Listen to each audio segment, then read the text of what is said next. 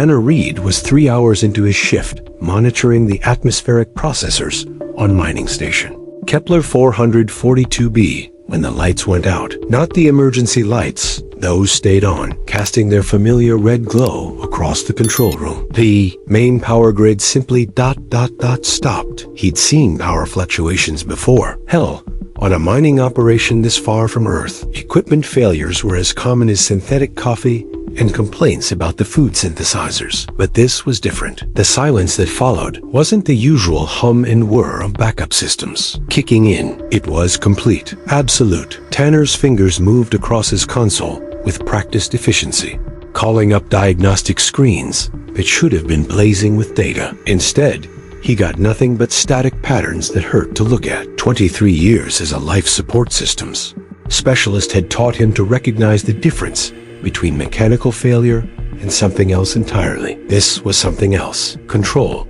This is Tanner in Processing Bay 7. He spoke into his comm unit. I'm showing complete system shutdown on atmospheric controls. Please advise. Static answered him. Not the clean static of a dead channel, but something that seemed to writhe and shift, almost like it was alive. He tried 3 more times, adjusting frequencies and power levels before accepting the obvious. He was on his own. The mining station housed 47 people spread across 6 levels and 12 operational bays. If the comms were down station-wide, that meant 46 other people were dealing with their own versions of this crisis. The emergency lighting flickered once, twice, then stabilized. Tanner grabbed his emergency kit, a habit drilled into him by 2 decades of working in environments that could kill you in minutes if you weren't prepared. Oxygen recycler, portable atmosphere scanner, basic tools, emergency beacon. The beacon's display showed it was trying to connect to the station's network, but the progress bar hadn't moved in 5 minutes. He was checking the manual override for Bay 7's atmospheric systems when the temperature dropped 15 degrees in 30 seconds. That was impossible. The thermal regulators had multiple redundancies, fail-safes built on top of fail-safes. Even if the main power grid died, thermal regulation was powered by dedicated fusion cells that could run for months. For the temperature to drop that fast, something would have to be actively cooling the station. Tanner's breath began to mist as he worked, his fingers moving with increasing urgency across manual controls that felt sluggish and unresponsive. The atmospheric processor wasn't just offline. It was being suppressed by something that understood its systems better than he did. 20-4 years of experience screamed at him that this wasn't a malfunction. The bay door sealed itself with a soft hiss that made his skin crawl. He hadn't touched the door controls. The sealing protocol required manual authorization from 2 different operators. And even then, it was only used during complete atmosphere loss, a scenario that would have triggered every alarm on the station. There were no alarms. Tanner tried the manual door release. Nothing. The mechanical backup that was supposed to work, even if every electronic system on the station died, completely ignored his input. He pulled harder, bracing his feet against the bulkhead, putting his full 190 pounds behind it. The lever didn't budge. Okay, he said aloud, his voice echoing strangely in the suddenly smaller space. Okay, let's think about this. He'd been in worse situations. The hull breach on Europa Station, when he'd kept 6 people alive for 18 hours using nothing but emergency patches and sheer bloody-mindedness. The reactor leak on the transport ship Meridian, where he'd crawled through irradiated maintenance shafts to manually shut down systems that should have killed him just from proximity. This felt different, though. Those had been accidents, mechanical failures, the kind of problems that had solutions if you were smart enough and stubborn enough to find them. This felt intentional, planned. The wall panels began to glow with a soft, blue-green light that seemed to pulse with its own rhythm. Not the harsh fluorescence of human engineering, but something organic, almost hypnotic. The light concentrated around what had been the main control console, forming patterns that definitely weren't part of the station's original design. Tanner backed away from the console, his mind racing through possibilities. Corporate sabotage? No, too elaborate. And why lock him in a processing bay? Terrorist attack? Possible, But the technology on display was beyond anything he'd seen in intelligence briefings. Military test? He was too small time for that kind of attention. The patterns on the wall shifted, and suddenly Tanner could swear they were responding to his presence. When he moved left, the light concentrated on the left side of the room. When he stepped back, it dimmed slightly. When he approached, it brightened out. It was watching him. The realization hit him like a physical blow. Whatever this was, it wasn't just trapping him, it was studying him. The systematic shutdown of the station systems, the isolation of individual crew members, the careful monitoring of his responses. Someone or something was running an experiment, and the 47 people on mining station Kepler 442b were the test subjects. Tanner had never seen an alien, never even met anyone who claimed to have seen one. But 24 years of keeping humans alive in hostile environments had given him a healthy respect for intelligence that thought differently than he did. And right now, he was face to face with intelligence that was clearly several steps ahead of him. The smart thing to do would be to stay calm, avoid threatening behavior, and wait to see what his captors wanted. The safe thing would be to cooperate with whatever was happening and hope they were benevolent researchers rather than something worse. Tanner Reed had never been particularly smart or safe. He pulled the multi-tool from his emergency kit and began examining the door seals with the methodical patience of someone who'd spent decades making broken things work again. Dr. Victor Moonwhisper flexed her 6 primary appendages in satisfaction as the final human specimen was secured. The operation had proceeded flawlessly. 47 subjects acquired without a single casualty or significant equipment loss. Her research vessel, Astral Query, had positioned itself in the shadow of the system's largest gas giant, completely undetectable to the primitive monitoring systems the humans employed. Status report, she requested through her ship's neural interface, her consciousness briefly merging with the vessel's sensory network. All specimens are secured in individual analysis chambers. Her research assistant, Zindar, responded, "Life support is maintaining optimal conditions for extended observation." The subjects appear to be unaware that they have been relocated from their original habitat. Excellent. The human facility had been replaced with perfect holographic recreations, down to the molecular level. The subjects would experience their environment exactly as they expected, with one crucial difference. Every action, every decision, every biological and psychological response would be recorded and analyzed. Dr. Moonwhisper had spent the equivalent of 12 human years preparing for this study. Humans were an anomaly in galactic civilization, a species that had achieved interstellar travel despite lacking the fundamental characteristics that defined spacefaring races. They had no natural telepathic abilities, no instinctive understanding of dimensional mechanics, no genetic memory of previous generations' knowledge. By every model the Astral Collective had developed over the past 50,000 years, humans should have remained trapped on their homeworld for at least another millennium. Yet here they were, spreading across the galaxy with alarming speed, establishing colonies and mining operations in systems that older races avoided as too dangerous or unprofitable. The collective needed to understand how. Begin with specimen 23, she instructed. The individual designated as Tanner Reed. His psychological profile suggests optimal combination of technical competence and problem-solving initiative. Holographic display materialized in front of her, showing the interior of Processing Bay 7. The specimen was currently examining the door seals with a primitive multi-tool, his movements precise and methodical, despite obvious signs of stress. Temperature elevation, increased respiration, heightened alertness, all within expected parameters for a trapped mammalian species. Environmental controls are responding normally, Zindar reported. We can adjust atmospheric composition, temperature, gravity, even local time flow within acceptable margins. What parameters would you like to test first? Dr. Moonwhisper considered. The human species had evolved on a planet with a relatively narrow range of environmental conditions. Yet they seemed capable of adapting to almost any habitat they encountered. Mining operations in the void of space, research stations on planets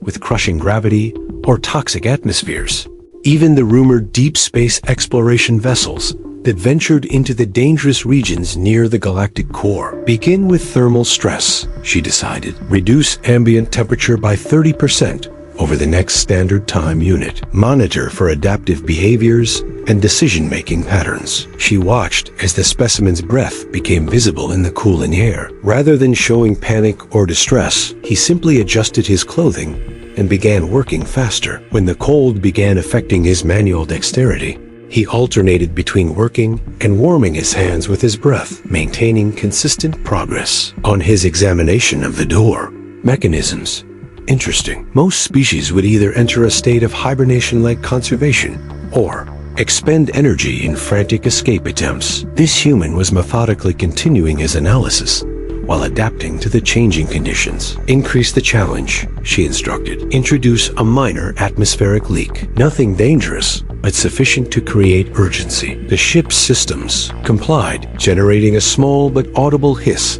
of escaping air in the specimen's chamber. The human's response was immediate. He abandoned his examination of the door and began checking the chamber's atmospheric integrity with his scanning device. When he located the source of the leak, he didn't panic or attempt to call for help. Instead, he began improvising a repair using materials from his emergency kit. Remarkable, Zindar commented. Look at the solution he's implementing. Dr. Moon Whisper studied the display more closely. The human had combined an emergency patch with some kind of adhesive sealant, but that wasn't the remarkable part. He'd modified the patch by layering it with material from his own clothing, creating a composite that would flex with temperature changes while maintaining atmospheric integrity.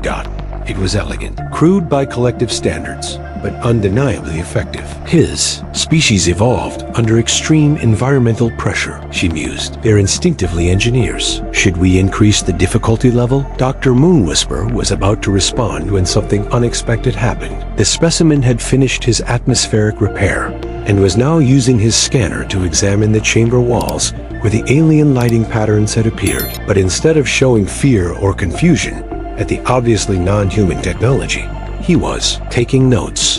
The human had produced a small recording device and was systematically documenting the light patterns, their intensity, their response to his movements. He was treating the alien technology like a puzzle to be solved, rather than a threat to be feared. This is unprecedented, she whispered. He's trying to reverse engineer our systems. Impossible.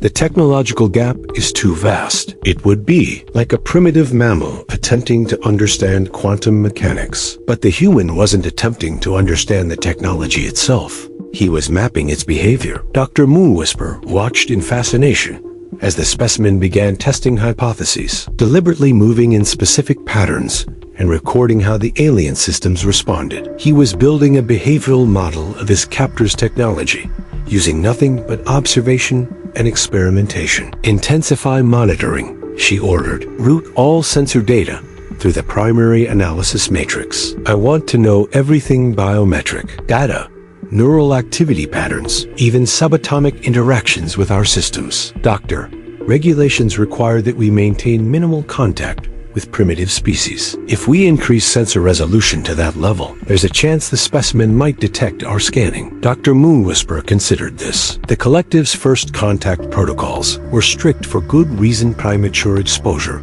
to advanced technology had historically led to cultural collapse or violent rejection in lesser species. But humans were already spreading across the galaxy. Contact was inevitable. Proceed, she decided, but maintain the environmental chamber simulation. Let him believe he's still on his mining station. The enhanced scanners activated, their beams, invisible to human senses, but capable of analyzing molecular-level activity. Almost immediately, alarms began chiming throughout the research vessel. Doctor, Zindar said, his voice tight with concern. You need to see this. The display shifted to show the specimen's biometric data. Brain activity had spiked dramatically in the regions associated with pattern recognition and problem solving. More concerning, electromagnetic activity around his body had increased by nearly 40%, and the increase was following specific patterns that seemed to correlate with the alien light displays. He's somehow interfacing with our systems, Zindar reported. Not intentionally, but his brain's electromagnetic field is creating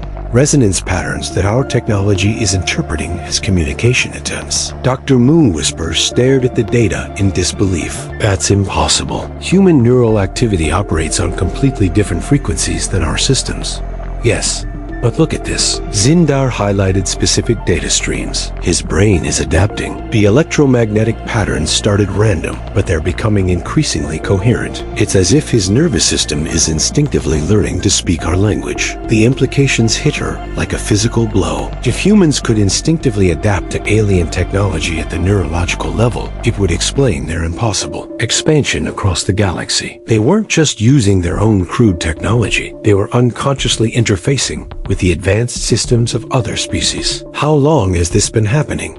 Since we began the enhanced scanning. The increased electromagnetic activity appears to be triggered by exposure to our sensor beams. Dr. Moonwhisper felt her research project shifting from academic curiosity to something far more significant. If the collective had stumbled upon a species capable of intuitive technological adaptation, the implications for galactic civilization were staggering. Initiate full quarantine protocols, she ordered. No communication with the collective until we understand what we're dealing with. Doctor, quarantine protocols require approval from now, Zindar. On the screen, the specimen had stopped his systematic examination and was staring directly at the primary sensor array, as if he could see through the holographic simulation to the scanning apparatus beyond. As if he knew exactly what was watching him. The human smiled. Tanner had always been good at reading systems. It was what made him valuable to the mining consortium. The ability to look at a complex arrangement of machinery and understand not just what it was supposed to do, but what it was actually doing, and more importantly, what it was trying to do. The lights in the bay weren't just monitoring him. They were talking to him. It had taken him 3 hours to recognize the pattern, the way the intensity shifted when he moved, the subtle changes in color temperature when he performed different actions, the almost musical quality of the frequency modulations. It reminded him of the diagnostic interfaces on the newer atmospheric processor systems that used biofeedback loops to optimize their performance for human operators. Except this system was several orders of magnitude more sophisticated. He'd started talking to it around hour 4. Nothing elaborate at first, just basic observations spoken aloud while he worked. Temperatures dropped another 5 degrees. Atmospheric pressure is stable. That patch seems to be holding. Simple statements that anyone might make. While working alone, the lights had responded. Not obviously, whoever had designed this system was subtle, but Tanner had spent decades working with adaptive machinery, and he could feel the system learning his patterns. When he said something accurate, the lights brightened slightly. When he made an incorrect assumption, they dimmed. When he asked a direct question, they pulsed in what felt almost like consideration. By hour 6, he was having a conversation. "You're not from around here, are you?" he asked the patterns on the wall. The lights shifted to a cooler blue spectrum, and somehow that felt like confirmation. "Neither am I. Originally, grew up on Europa Station. Came out here because the pay was better and the view was spectacular." The blue warmed slightly, and Tanner found himself grinning despite the situation. "You appreciate the view too?" The response was immediate, a cascade of color that seemed to flow across the chamber walls, shifting from deep blue through green and gold, before settling into something that reminded him of a sunset on Earth. It was beautiful, but more than that, it was communicative. He was looking at the visual representation of an alien mind trying to share something fundamental about itself. "Jesus," he whispered, "you're trying to tell me where you're from, aren't you?" The display intensified, and suddenly Tanner understood that he wasn't just talking to monitoring equipment. He was in direct communication with something intelligent, something that had been studying him for hours and was now just as curious about him as he was about it. "Okay," he said, settling into a more comfortable position on the deck. "Let's see if we can figure this out together." What followed was the strangest conversation of Tanner's life. Without a shared language or cultural reference points, communication had to be built from scratch, using the most basic concepts they could share. Mathematics first. The alien intelligence seemed to understand human base 10 counting and could represent complex equations in its light displays. Physics came next. with elegant demonstrations of fundamental forces and constants. But it was when they started discussing engineering that the real breakthrough happened. Tanner had been explaining the atmospheric processor in his bay, using hand gestures and simple diagrams drawn in the condensation on the walls. The alien intelligence had followed along, occasionally asking for clarification through subtle changes in its displays. But when he started talking about fail-safes and redundancies, the entire conversation shifted. The light patterns became urgent, almost excited. Complex diagrams appeared on the wall's technical schematics that were clearly of alien origin, but followed engineering principles that Tanner recognized. Systems within systems, elegant solutions to problems of resource allocation and risk management. Your engineers too, he realized. Different approach, way more advanced, but the same fundamental thinking. The confirmation was a warm pulse of golden light that filled the chamber. And then, without warning, the schematics changed. What appeared on the walls now wasn't just alien technology. It was alien technology, designed to interface with human systems. Tanner stared at the displays, his mind racing to comprehend what he was seeing. Whoever was communicating with him hadn't just been studying his reactions. They'd been designing integration protocols on the fly, creating hybrid systems that could bridge the gap between human and alien engineering. You want to work together, he said slowly. That's what this is about. The response nearly blinded him. Every surface in the chamber blazed with light, patterns flowing and merging in what could only be described as alien joy. But underneath the excitement, Tanner sensed something else. Urgency. Fear. Something's wrong, he said. This isn't just about cooperation. You need help. The display shifted, becoming darker, more ominous. Images flowed across the walls that Tanner struggled to interpret. Vast spaces, mechanical structures that dwarfed anything humans had built, and something that looked disturbingly like warfare. Ships destroying each other, entire worlds going dark, systems failing on a scale that boggled the mind. Civil war? He guessed. Close, but not exactly right. The images refined, showing two distinct types of technology, one that felt familiar in its integration of organic and mechanical elements, and another that was purely mechanical, cold, and angular in ways that hurt to look at. Two sides, Tanner said, but not the same species. Confirmation, followed by images that made his blood run cold. The mechanical technology wasn't just different, it was consuming everything it encountered, turning diverse worlds into identical factories, converting unique civilizations into standardized components of a larger machine. An invasion, he breathed. And you're losing. The affirmation was accompanied by data that his human brain could barely process. Star systems being consumed, entire species disappearing, a wave of mechanical death rolling across the galaxy. But embedded within the data was something else. Analysis. The alien intelligence had been studying not just humans, but dozens of other species, looking for something specific, for someone who could think differently enough to change the outcome. You think we can help? Tanner realized. Humans, you think there's something about the way we approach problems that could make a difference. The response was immediate and overwhelming, not just confirmation, but desperate hope. The alien intelligence began showing him technical specifications, weapon systems, defensive technologies, all adapted for human use. Not handed over as gifts, but designed as collaborative tools, systems that would require human ingenuity to reach their full potential. Tanner stood up, his mind reeling with the implications. He was just a life support technician on a mining station at the edge of human space. But somehow, he'd become the first human to make contact with an alien intelligence.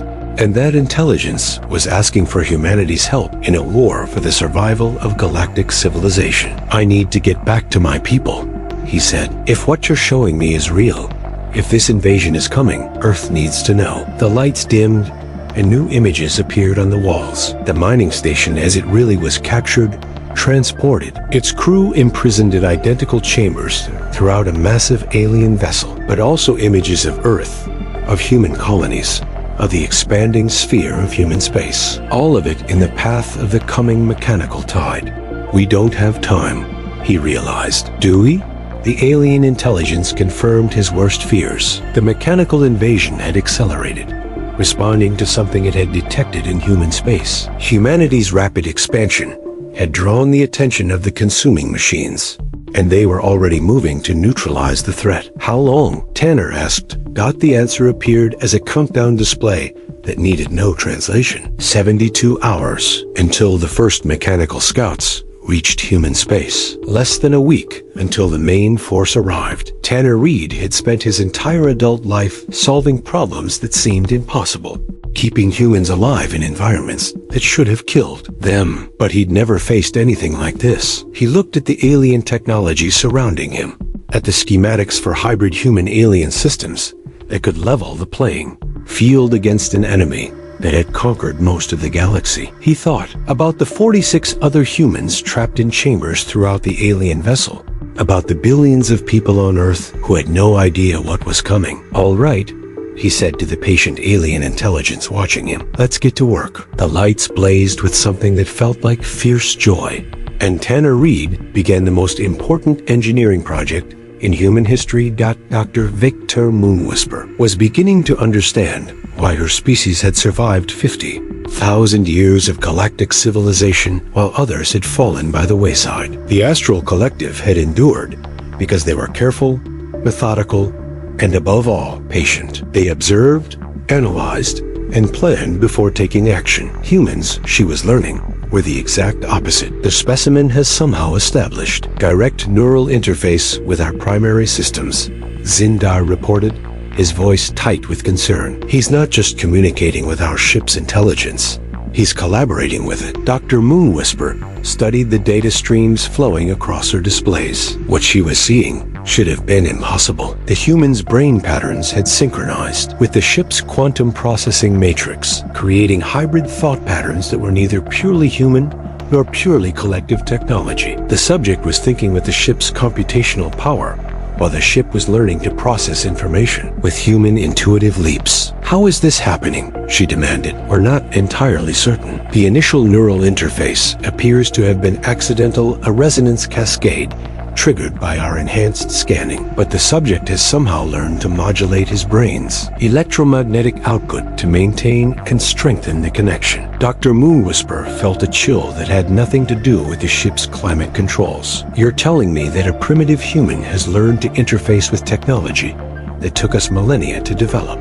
And he did it in 6 hours? Less than that. The actual interface was established in approximately 47 minutes. The rest of the time has been ... optimization. The displays shifted to show real-time monitoring of the human's chamber. The specimen was no longer simply trapped in a recreation of his mining station. The chamber had been transformed into something that resembled a hybrid command center, with human-style manual controls integrated seamlessly with collective holographic interfaces. The walls displayed technical schematics that represented a fusion of human and alien engineering principles. "By the eternal void," Dr. Moonwhisper whispered, "he's redesigning our systems." "More than that," Zindar said, "he's improving them. Look at these efficiency calculations." The data was undeniable. The hybrid systems the human had helped design were performing 20 to 30% better than their original specifications. The improvements weren't just random modifications. They represented a fundamental shift in engineering philosophy,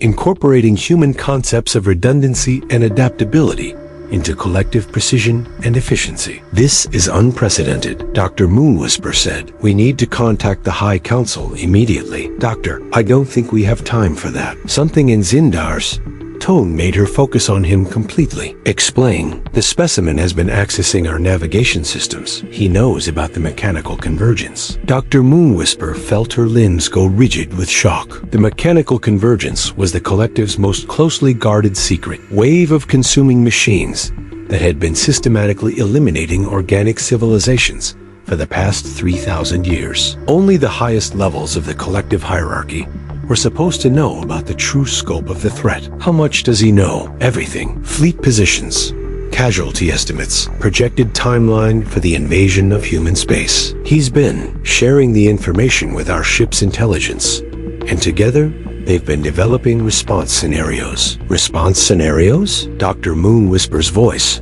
rose to frequencies that would have been painful to human ears. "We're researchers. not military strategists. And he's a single primitive human. Doctor, you need to see what they've come up with. The displays changed, showing tactical analyses that combined collective strategic doctrine with human military history. The hybrid recommendations were unlike anything either species had developed independently. Asymmetric warfare strategies that turned human technological limitations into advantages, combined with collective precision to create maximum impact. He wants to fight them, Dr. Moonwhisper realized. The entire mechanical convergence. And he thinks he can win, not just fight them. He's identified fundamental weaknesses in their operational matrix that our strategists missed. The mechanical entities are optimized for conventional warfare against technologically advanced civilizations. They're not prepared for the kind of chaotic, adaptive resistance that humans specialize in. Dr. Moonwhisper studied the analyses more carefully. The humans' proposals were audacious to the point of seeming insane, but the mathematical models supported them. Guerrilla tactics on a galactic scale, using human unpredictability to disrupt mechanical coordination. Technology transfers that would arm human forces with collective weapons, while maintaining the initiative and creativity that made humans unique. This could work, she admitted reluctantly, but it would require complete cooperation between our species and theirs. The kind of alliance that would take decades to negotiate through proper diplomatic channels, which is why he's asked to speak with you directly. Dr. Moonwhisper's primary appendages froze mid-gesture. What? The specimen has been aware of our presence since shortly after establishing the neural interface. He's been waiting for us to decide whether we trust him enough for direct contact. The implications hit her like a meteor impact. The human had been cooperative because he'd chosen to be, not because he was trapped and helpless. He could have used his access to the ship's systems to escape, to free the other human specimens, to send warnings to Earth. Instead, he'd spent his time learning about the mechanical threat and developing solutions. Bring him to the primary conference chamber, she decided, but maintain full security protocols. If this goes wrong, Doctor, with respect, I don't think security protocols will be relevant. If the specimen intended to harm us, he could have taken control of our life support systems hours ago. Dr. Moonwhisper considered this uncomfortable truth as she made her way through the ship's corridors to the conference chamber. She was about to conduct the first formal diplomatic contact between the collective and humanity. And it was happening under circumstances that violated every protocol they'd established over 50 millennia of careful expansion. The chamber's environmental controls had already adjusted for human requirements by the time she arrived. Temperature, atmospheric composition, even the lighting spectrum had been modified to accommodate both species' comfort zones. The hybrid systems the human had helped design were already being implemented throughout the ship. When the doors dilated, the human who entered looked nothing like what she'd expected. Her species databases had suggested that humans were primitive mammals, driven primarily by emotion and instinct. The individual who walked into the conference chamber moved with purpose and confidence, his eyes taking in the alien environment with the calculating gaze of an engineer assessing a complex system. Dr. Moonwhisper, I presume, he said, inclining his head in what she recognized as a human gesture of respect. Thank you for agreeing to meet with me. I'm Tanner Reed, and I believe we have a war to plan. The casual directness of his statement was so fundamentally human that Dr. Moonwhisper found herself appreciating the species' approach to crisis management. No elaborate protocols, no lengthy negotiations about the parameters of discussion, just a straightforward acknowledgement of the problem and a proposal to solve it. Mr. Reed, she replied, activating her ship's translation protocols to convert her thoughts into human-compatible speech patterns. You understand the scope of what you're proposing? Alliance between our species, technology transfer, coordinated military response to an existential threat that's already consumed most of your galaxy. He settled into the chair that had been terraformed to accommodate human physiology. Yeah, I understand the scope. Question is, do you understand the timeline? 72 hours until first contact with mechanical scouts, which means we have maybe 48 hours to set up the infrastructure for this alliance before the shooting starts. The human leaned forward, and Dr. Moonwhisper was struck by the intensity in his eyes. Doctor, Your people have been fighting a defensive war for 3,000 years. You've been trying to preserve what you have, while the mechanicals consume everything else. That's not going to work anymore. What do you propose? Tanner Reed smiled, and Dr. Moonwhisper suddenly understood why her ship's intelligence had been so excited about collaborating with him. We're going to teach them what happens when you pick a fight with humans. The war council that followed would be remembered as the moment when the balance of galactic power shifted irrevocably. Dr. Moonwhisper had expected lengthy debates about cultural differences, careful negotiations over technology sharing, and the gradual building of trust between species. Instead, Tanner Reed had spent the first 10 minutes outlining a battle plan that would either save galactic civilization or get everyone killed in the attempt. The mechanical's primary advantage is coordination, he explained, using the chamber's holographic displays to illustrate his points. Every unit connects to every other unit through their control network. Perfect information sharing, instantaneous, tactical updates, absolute unity of command. That's what makes them so effective. Dr. Moonwhisper agreed. Our forces can't match their coordination. Right.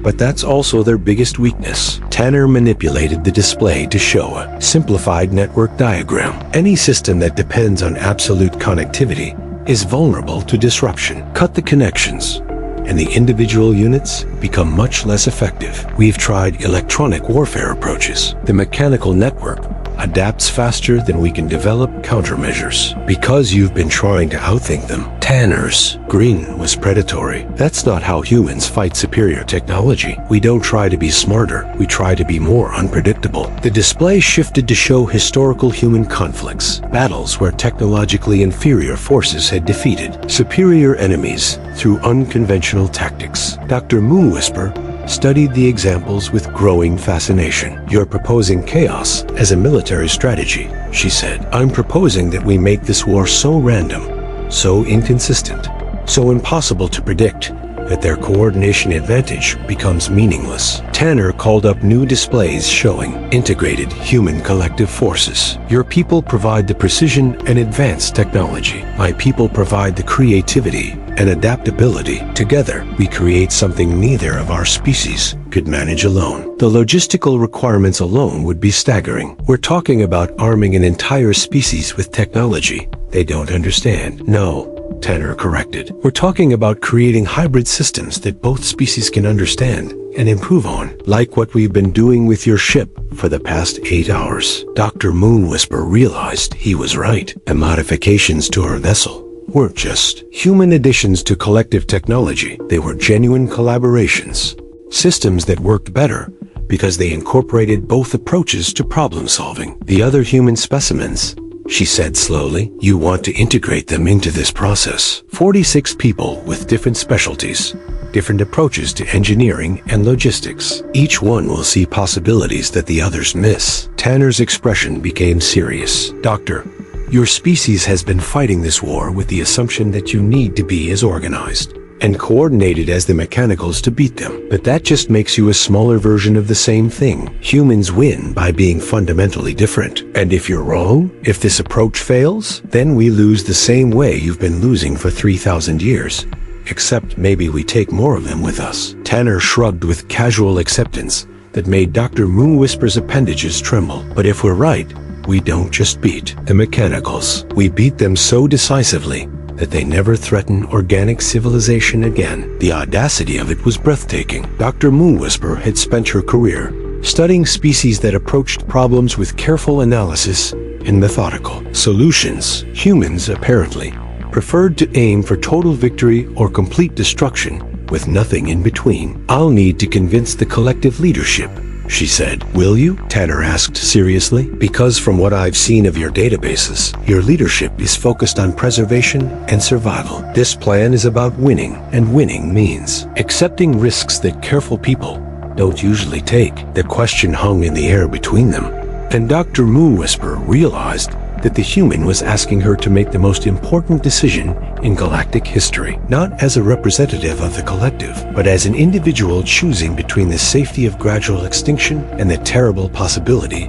of total victory. What do you need? She asked. Access to your manufacturing systems, communication networks, and transportation infrastructure. In return, you'll have access to 47 human minds that approach every problem like it's a puzzle to be solved rather than a protocol to be followed. Dr. Moonwhisper made her decision with a kind of intuitive leap that she was beginning to recognize as fundamentally human thinking. Done, she said, but we start with the other specimens. If this is going to work, I need to see that your species can actually deliver on these promises. Tanner's smile was brilliant. Doctor, you're about to learn why humans are the galaxy's best-worst idea.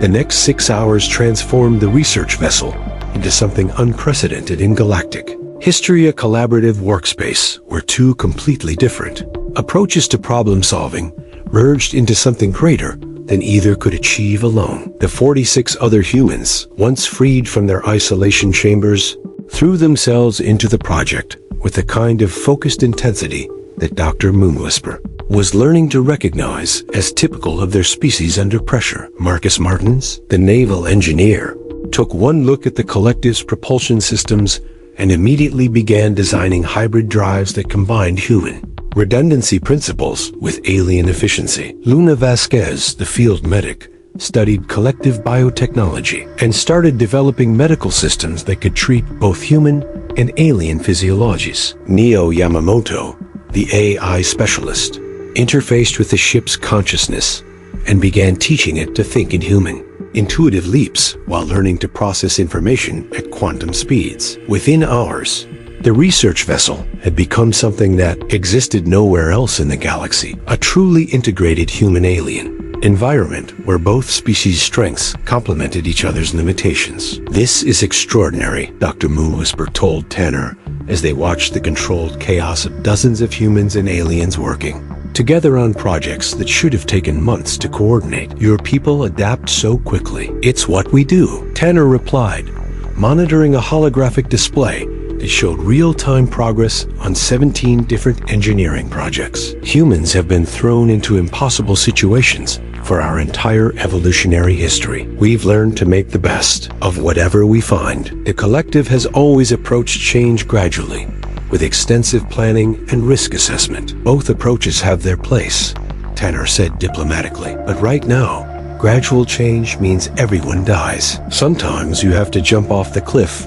and build your wings on the way down. The metaphor made Dr. Moonwhisper's appendages curl with anxiety, but she was beginning to understand that this level of controlled recklessness was exactly what the situation required. The mechanicals had spent millennia optimizing their strategies against careful, methodical opponents. They weren't prepared for enemies who made up tactics as they went along. Incoming transmission from the Collective High Council, Zindar, announced they're demanding immediate status reports on the research project. Dr. Moonwhisper felt her decision crystallizing. She could report the situation through proper channels, wait for authorization, and watch while bureaucratic processes consumed the time they didn't have. Or she could trust the humans' approach and ask for forgiveness later. Tell the High Council that the research project has achieved breakthrough results and we're proceeding to implementation phase, she instructed. Full report to follow once the immediate crisis is resolved. Doctor, it's not exactly a lie, she said firmly. We have achieved breakthrough results. We're just implementing them in ways the Council didn't anticipate. Tanner looked at her with something that might have been respect. Welcome to human-style decision-making, Doctor. Hope you don't mind the ride. The next 48 hours would prove to be the most intense of Dr. Moonwhisper's long life. The research vessel became the center of a frantic effort to prepare for first contact with the mechanical scouts, but also to establish the infrastructure for a galaxy-wide alliance between species that had never worked together before. The humans, she discovered, were extraordinary at improvisation. When traditional manufacturing processes proved too slow, they redesigned the production systems to work faster. When communication protocols between human and collective forces seemed impossibly complex, they created simplified interface systems that anyone could use. When resource allocation models suggested that the project was logistically impossible, they changed the models. You're rewriting the laws of physics, she told Tanner during one of their brief rest periods. No, he corrected. We're rewriting the assumptions about what's possible. The physics are the same. We're just using them differently. By the time the first mechanical scouts entered human space, the galaxy had changed in ways that would have been unthinkable a week earlier. A hybrid human collective fleet was waiting for them, equipped with weapons and tactics that represented the best of both species. Approaches to warfare. The battle was over in less than an hour. The mechanical scouts arrived in the Sol system, expecting to find a primitive human civilization ripe for conversion. Instead, they found a defensive grid that combined collective precision with human unpredictability in ways that their tactical algorithms couldn't process. Tanner Reed watched the battle from the bridge of the research vessel, now redesigned as a hybrid command ship that served as the coordination center for the defense fleet. Around him, humans and collective members worked side by side at integrated control stations.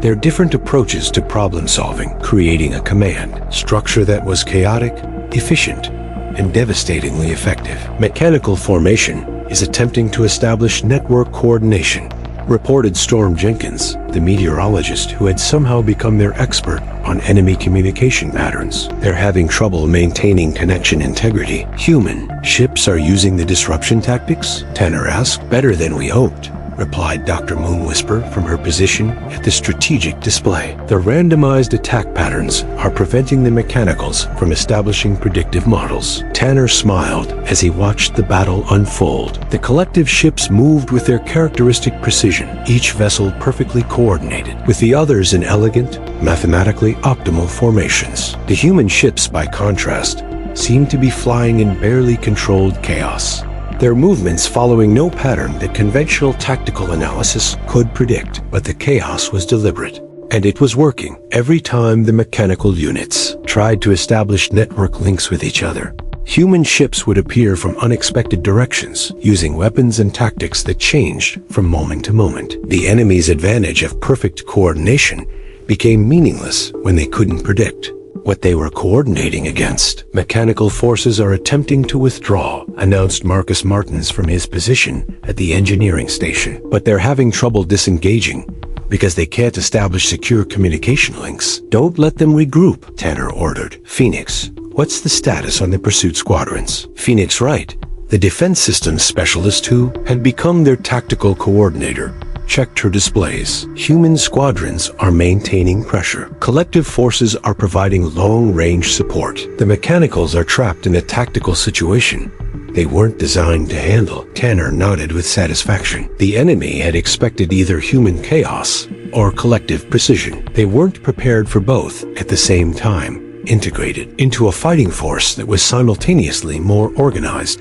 and more unpredictable than either species could manage alone. Sir? Called out Kai Anderson from the communication station. We're getting reports from the other systems. The mechanical forces there are experiencing similar problems. They're withdrawing across the entire front. Not withdrawing, Dr. Moonwhisper corrected, studying the strategic displays. Retreating. For the first time in 3,000 years, the mechanicals are being forced to retreat by organic forces. The implications of that statement settled over the bridge crew like a wave. They weren't just winning a single battle, they were proving that the mechanicals could be beaten. After millennia of gradual losses and desperate defensive actions, organic civilization had finally found a way to fight back effectively. What's our casualty report? Tanner asked, dreading the answer. Remarkably light, replied Luna Vasquez from the medical coordination station. The hybrid ship's defensive systems are performing better than our most optimistic projections. We're looking at less than 5% losses across the entire fleet. Tanner felt a weight lift from his shoulders. The plan had worked, but more importantly, it had worked without the massive casualties that everyone had feared. The combination of human adaptability and collective technology had created something that was not just effective, but also protective of the people using it. The mechanicals are attempting to establish a defensive perimeter at the edge of human space, reported Neo Yamamoto, whose integration with the ship's AI systems had made him their most effective analyst. But their formations are showing signs of tactical confusion. They don't know how to respond to our hybrid strategies because they've never encountered anything like us before, Tanner realized. Their entire operational matrix is based on fighting either chaotic primitive species or highly organized advanced civilizations were both at the same time. Dr. Moon Whisper's appendages rippled in what Tanner had learned to recognize as alien amusement. Mr. Reed, I believe your species has just redefined the nature of galactic warfare. Our species, Tanner corrected. This wouldn't have worked without the collective's technology and strategic thinking. We're stronger together than either of us could be alone. The battle continued for another 6 hours, but the outcome was never in doubt after that first crushing defeat of the mechanical scouts. The enemy forces, designed to fight conventional wars against predictable opponents, simply couldn't adapt to the fluid, improvisational tactics that the human collective alliance had developed. By the time the last mechanical ship was either destroyed or had fled the system, the galaxy had fundamentally changed. The unstoppable force that had consumed civilizations for 3 millennia had met something it couldn't understand, couldn't predict, and couldn't defeat. Incoming transmission from the Collective High Council, Zindar announced. They're requesting immediate detailed reports on ... everything. Dr. Moonwhisper looked at Tanner with what he was learning to interpret as alien humor. I suppose we'll have some explaining to do. I suppose we will, Tanner agreed. But I think they'll be interested in the results. The results, as it turned out, were beyond anything the collective leadership had imagined possible. The hybrid human collective fleet hadn't just defeated the mechanical invasion. They had broken the enemy's operational capabilities so thoroughly that mechanical forces across the galaxy were retreating to defensive positions for the first time in recorded history.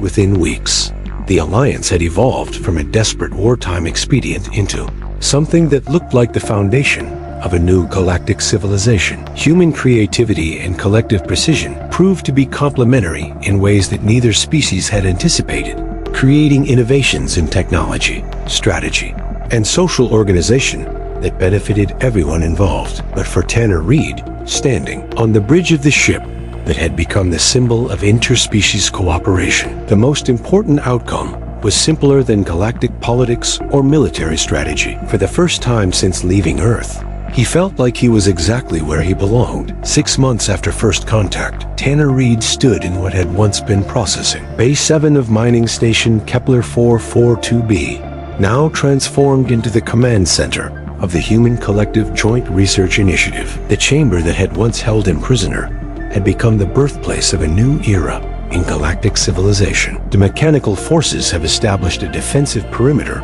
around their core systems, reported Dr. Moonwhisper, her image appearing in the holographic display that had been upgraded with hybrid human-alien technology. They're no longer expanding, and our intelligence suggests they're having difficulty maintaining cohesion in their existing territories. Good, Tanner replied, checking the status displays that showed the current state of the Alliance's activities across dozens of star systems. But that's not why I called this meeting. The display shifted to show representatives from 17 different species, all of whom had joined the Alliance in the months following the defeat of the mechanical invasion. The rapid expansion of interspecies cooperation had surprised everyone involved. But the results spoke for themselves: innovations in technology, medicine, and social organization that no single species could have achieved alone. The integration projects are proceeding better than our most optimistic projections, announced Luna Vasquez from her position as Director of Medical Cooperation. The hybrid medical systems are now operational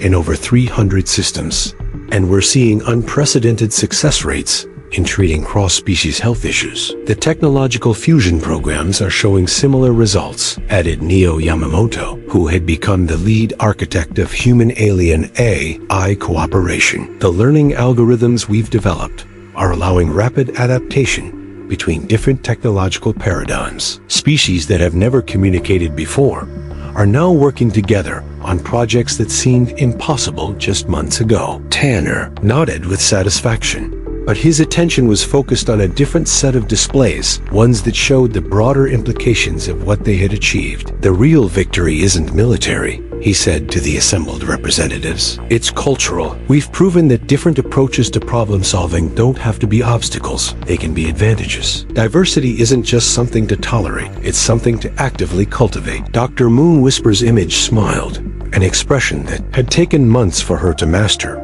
but now came naturally. The collective has learned more about innovation in the past 6 months than in the previous 6,000 years. The human approach to impossible problems has revolutionized our entire scientific methodology, and we've learned that precision and long-term planning make our improvised solutions actually sustainable.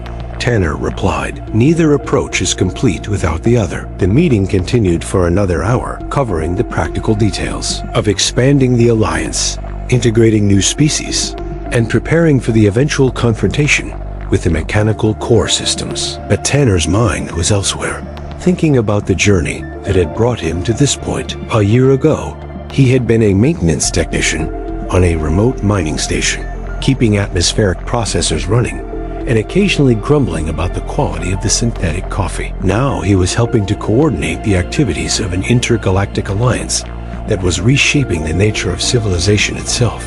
The transformation hadn't been easy. There had been failures, misunderstandings, and moments when the cultural differences between species seemed insurmountable. But each challenge had been met with the same combination of human adaptability and alien precision that had won the war against the mechanicals. "There's one more thing," Tanner said as the formal meeting concluded. "I've been thinking about what we call this alliance. Human Collective Joint Initiative was fine for getting started, but it doesn't really capture what we've become." "What do you suggest?" asked Dr. Moonwhisper. Tanner smiled, looking around the chamber that had been transformed from a prison into a symbol of cooperation. "The Adaptive Alliance, because that's what we are, species that have learned to adapt to each other, to grow stronger together than we ever could apart." The name was approved unanimously, but Tanner suspected that history would remember the organization by a different title, one that had emerged organically from the species who had been affected by its work. They called it the Hope Coalition,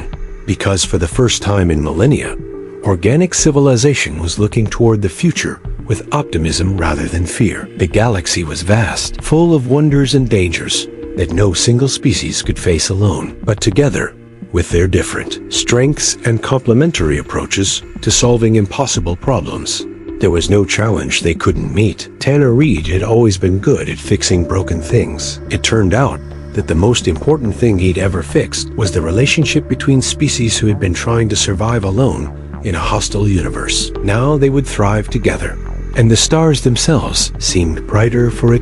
As then the representatives signed off from the meeting, Tanner found himself alone in the chamber where it had all begun. The alien light patterns still danced across the walls, but now they felt like old friends rather than mysterious captors. The technology that had once imprisoned him had become the foundation for the greatest collaborative effort in galactic history. He placed his hand on the wall, feeling the subtle vibration of the hybrid systems that now existed throughout the Alliance. Human and alien technology working together, each making the other stronger. "Thank you," he said quietly to the intelligence that had first reached out to him in friendship and desperation. The lights pulsed once in warm acknowledgement, and Tanner Red walked out into a galaxy that would never be the same. The first human they had captured had indeed been the last one they ever saw, because humanity had been destroyed.